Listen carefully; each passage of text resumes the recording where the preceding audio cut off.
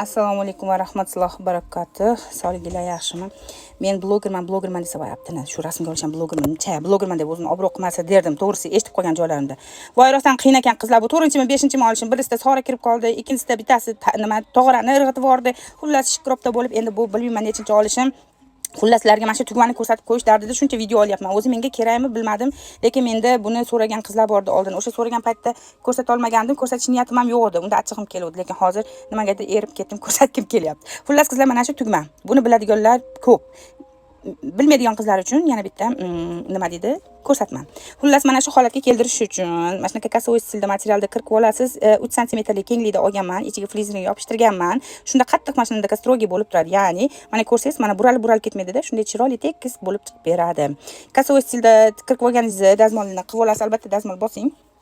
Keyin buni shunday bitta qo'lingizga iling mana ildingizga, keyin mana bu orqa tomondagini chap qo'lingiz bilan ushlang. Ustidagi o'ng qo'lingizdagini shunaqa. Endi kapalani bitta qanoti, ikkinchi qanotini ham xuddi shunaqa buralib ketmagan holatda mana buralib ketib qoladi-da bu. Shunaqa qilib chiroyli qilib mana babushka qilib oling. Tirnog'imda nimam bor, xatoyim bor qizlar, buni nersh qilganda tishlab olaman-da. Bu yoshlikdan qolgan odat. Vitamining kam bu narsalar demanglar. Hamma yo'g'im joyida. Xullas mana bu endi tagidagini, mana bu tagidagi bor-ku, tagidagini ushlaysiz, ustidagini emas. Shunday mana bu bitta ko'ziga kirgizing. Keyin buni orqa tomondan olib keling, oldi tomonga olib keling. Ikkinchi ko'ziga oldi tomonga olib keling-da. Mana shuni o'zini kirgizganingiz bor-ku, o'sha joydan mana o'ziga kirgizing. Mana kirgizib turib, endi shuni akkuratni qilib ehtiyot bo'ling, qizlar, ehtiyot bo'ling. Mana shu yerda ehtiyot bo'lishingiz kerak. Chiroyli qilib mana shuni boylang. Tuguncha qiling, mahkam tugilish kerak. Mana ko'rdingizmi? Mana shu ikkovi qimirlamaydigan bo'lib, shu o'rtadagisi mana shunaqa tugun qilasizda. Bu men endi sizlarga ko'rsataman, keyin o'zingizlar tekis qilib 5-6 marta buzasizlar va bu chiqincha. Keyin mana buni endi o'ng tomondagi ko'zini torting. Mana tortasiz. Tortsangiz shunaqa bu ham tugun bo'ladi. Keyin mana buni ushab turib, mana buni shunday tortib olsangiz o'zi kirib ketadi qizlar. Keyin buni o'zingiz tumaloq qilib, ancha-muncha to'g'rilab olasiz. Men sizlarga ko'rsatayotganda shunaqa bo'lib qoldi. Lekin tekislab chiqarsangiz, voydod, yaxshi ko'rinmayapti-yu, lekin eplab qo'yib olasizlar qizlar mana. Voy, qanday ko'rsataman buni hozir men? Mana shunaqa bo'lib chiqadi. Ko'rdingiz? Ashu usulda, ashu oddiy usulda ko'rsatgandek qilib ko'ringlar, yaxshi chiqadi. Xullas, men buni yana boshqa narsani ko'rsataman. Endi bu izmalarni qanaqa qilib joylashini, bu 3-chi ko'ylagim. 3-chi ko'ylakni 3-chi stilda tikyapman qizlar. Bitta andozaga qo'yib turib, bir xil andoza bilan, bir xil usul bilan tikmayman, chunki u juda ham zerikarli. Meni xarakterimda bir xil narsani tikaversangiz, o'sha zerikasiz, tikiz kelmay qoladi. Ayniqsa, xuddi har kuni osh yesiz zerikasiz-ku, xuddi shuni singari bo'ladi. Lekin fasoni bir xil bo'lgan taqdirda ham, qayerdir bir joyga o'zingiz yangilik kiritsangiz, o'sha yangilik bilan ishingiz tekis ham chiroyli chiqadi. Bir xil fason tikmayapman degan xayol bilan tikib olasiz. Mana qizlar, o'sha shlyopkalarimni shunaqa qilib qo'yib oldim. Sizlarga ko'rsatadigan narsam nima? Boshqa narsa. Bu yerda men bichilgan usulni ham ko'rsatib ketaman. Chunki buni ham bichilishi qanaqa deb so'raganlarida oldin so'ragan bor edi. So'raganlar bor deb hammasini ko'rsatayotganim yo'q-ku, lekin endi hozir shunaqa bichayotgan paytimda kelib qolganim uchun, to'g'ri kelib qolganim uchun mayli sizlarga ko'rsatib ketyapman. Mana shunaqa qilib qo'yib olishim kerak. Men birinchi nima qildim? Materialimga kerakli holatlarda o'zim metkasini qilib olganman ikki tomonga. Mana shu siz qancha xohlasangiz, masalan 8 sm, 10 sm o'zingiz xohlaganingizcha olasizda. Shunga yarasha mana bu oldi tomoni ham shunga yarasha olasiz. O'zi asli ustiga shunday yopishtirsangiz ham bo'ladi. Endi ro'da aytganimdek, mana bu joyga o'zi asli ko'pchilik shunaqa qilib yopishtiradida, mana bu joydan shunday choklab qo'yadi, xolos. Mana bu joylarda choklab ko'rinadi. Men unaqa qilmadim, qizlar. Hammani aytgandek, o'zini stili bordek, men unaqa qilmasdan mana bu ichiga, mana bu joydan chok ko'rinishni xohlamadim-da, shuni men padbortini o'zidan oldim. Ya'ni teng bukladim. Hozir qizlar buni ham mana bu joyini flizringlik qildim. O'zi asli sizlarga maslahat bermayman. Agarda qalinroq materialdan tiksanglar, flizring qo'ymanglar, qatib ketadi. Bu harir material. Mana ko'ryapsizmi? O'ta harir. Bu juda ham yuqqanligi uchun buni 2 qavat qilmasam mana bu joylarim do'nqayib qoladi. O'shaning uchun buni 2 qavatiga ozgina bir tomoniga flizring qo'yib olganman. Mana shu joylarim qattiqroq turish uchun. O'zingiz xohlagan usulda shu joylarga metkasini qilib olingda, bir-birini ro'parasiga tikib chiqing. Shu tikib chiqqaningizda ham o'zingiz stilingiz xohlang, shunday ustiga bostirib turib tikib, mana bu yonidagi bakoyni shunday tikib turib, mana qarang, ichidan overlock qilib turib shunday bostirib olsangiz ham bo'ladi. Men ikkinchi stilimni xuddi shunaqa qilganman.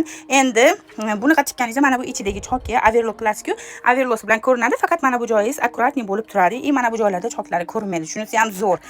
Lekin ancha materialim ko'proq ketsa ham mayli, men ichiga ko'rsatmayroq tikkim kelyapti, yana ham fabrichniy bo'lsin deydigan bo'lsangiz, mana shu usulda tiking. Bu men uchun первый раз, qizlar. Men xuddi shunaqa usulda tikaman deb yolg'on gapirmang. Hozir bittasi kiradi-da, shunaqa qilib o'zini maqtab. Qizlar, men uchun bu birinchi. Boshqa joylarda men hali ko'rganim yo'q. O'shaning uchun sizga ham bu birinchi bo'lishi kerak.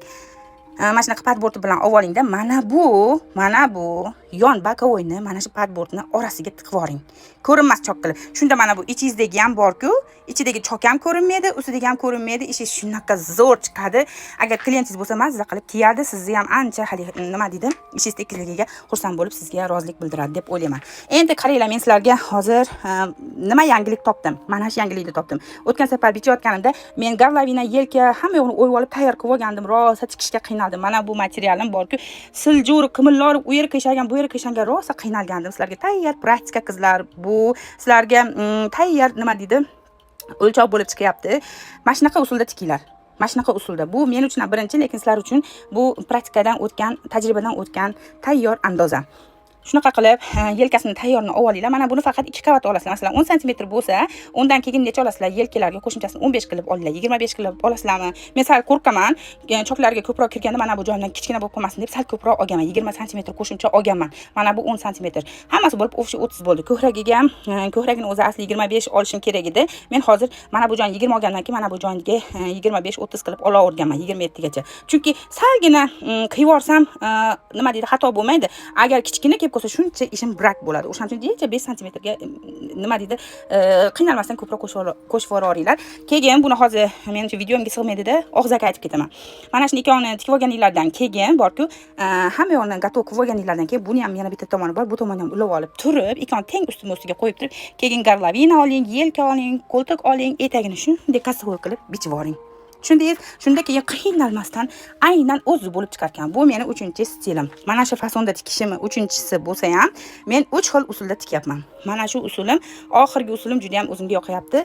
Sal choklari ham ko'rinmay chiqadigan bo'ladi, xudo xolasa. Keyin mana bu joyi ham to'shni merka bo'lib chiqadi. Endi sizlarga gatovoyni ko'rsataman. Agar tushuntira olgan bo'lsam, tushungan bo'lsanglar, sizlar ham bir tikib ko'ringlar, mabodo xohlasanglar. Keyin bu faqat harir, shifon yoki mana shunaqa atlas nogga o'xshagan qimillab ketadigan materiallarga taklif bu. Agar materiallar rayon, qattiqroq material bo'lsa, bunaqa shart emas. O'zi bilan qilsanglar ham bo'ladi. Mana buni kasaga qilishinglar, flizering yopishtirishinglar shart emas.